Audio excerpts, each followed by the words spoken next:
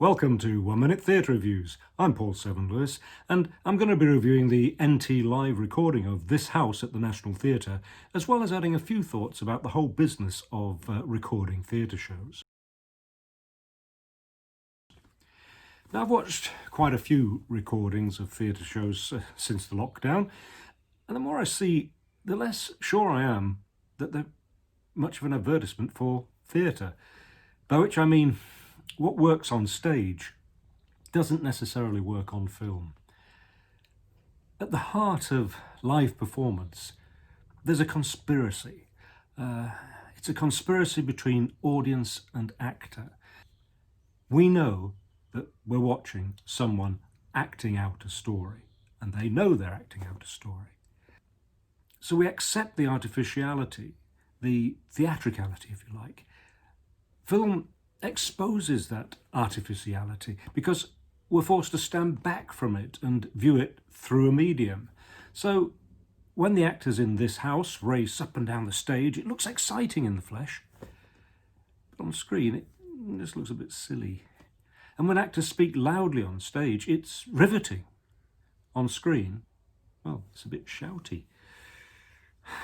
Films and television dramas are more artificial than theatre, really, but they do everything they can to make it seem like it's real. You know, the photographically detailed sets, the convincing costumes and makeup, and so on. What we want in theatre is to watch those actors telling us that story with their words and actions. Film wants to show us flashbacks and something to keep the eye interested. I mean, you can't have a detective go question somebody without that person carrying on with their gardening or repairing their car. We want to use our imagination, just as we did when our parents or teacher told us a story as a child. We conjure up images of, well, as Shakespeare said, the cloud-capped towers, the gorgeous palaces, not to mention pitched battles. Film and TV drama do it for us. In This House, as Labour whips desperately try to get the votes they need, a silhouette of a helicopter appears at the back of the stage, to great comic effect. That's all we need, but we'd expect a film to show us the real thing. And theatre is on a human scale, with the odd exception where the director insists that the production would be better for using video screens.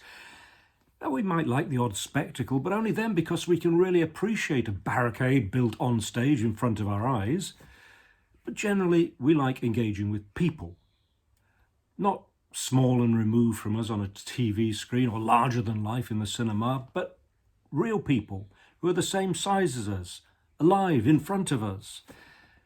And recorded theatre actually works best, I've found, when following one character close up, like Fleabag or Seawall, or a small-scale play dominated by one person, like Cypress Avenue.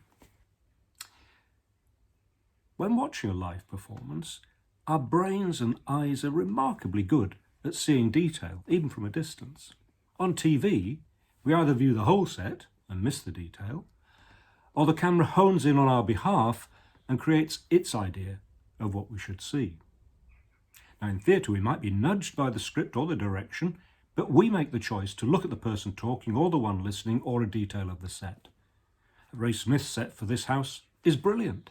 She uses a traverse stage with green seats on either side, creating both the sense of gladiatorial combat and the close intimacy of parliamentary politics. Not so great when you're not one of the people sitting on one side looking at the other side. So, no, I didn't think the NTLive recording conveyed the quality of This House. It's a superb piece of theatre, deserving 4 or maybe even 5 stars, reduced to maybe 3 at the most. What saves it is the wonderful script by James Graham and the great way it's acted. It tells the story of the time in the 1970s when the Labour government was hanging on with small or non-existent majorities. Now, the play may be about politics, which you might think boring, but it's actually thrilling as the Labour whips try to find the MPs' votes to keep the government going, while the Conservative whips try to bring it down. Oh, and it's funny, especially when they drag in a dying member to vote. And for what it's worth, it's also a very good explanation of how Parliament works, and sometimes doesn't work, and an advertisement for respect and compromise at a time when extreme positions are in danger of bringing down democracy. Among many fine performances in Jeremy Herrin's production, I would pick out Charles Edwards and Reece Dinsdale as the ruthless but mutually respectful deputy whips, Phil Daniels as the conspiratorial Cockney chief whip, and Lauren O'Neill as the newcomer who grows in confidence and stature as the years go by.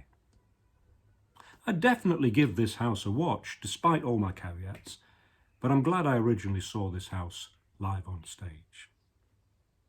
If you disagree about what I've been saying about recordings of stage shows, then please do comment in the box below. If you found this review at all interesting or useful, please subscribe to my YouTube channel and you'll be the first to know when I post my next one. And you can also read my reviews at 1minutetheatre.reviews.co.uk. Thank you for watching.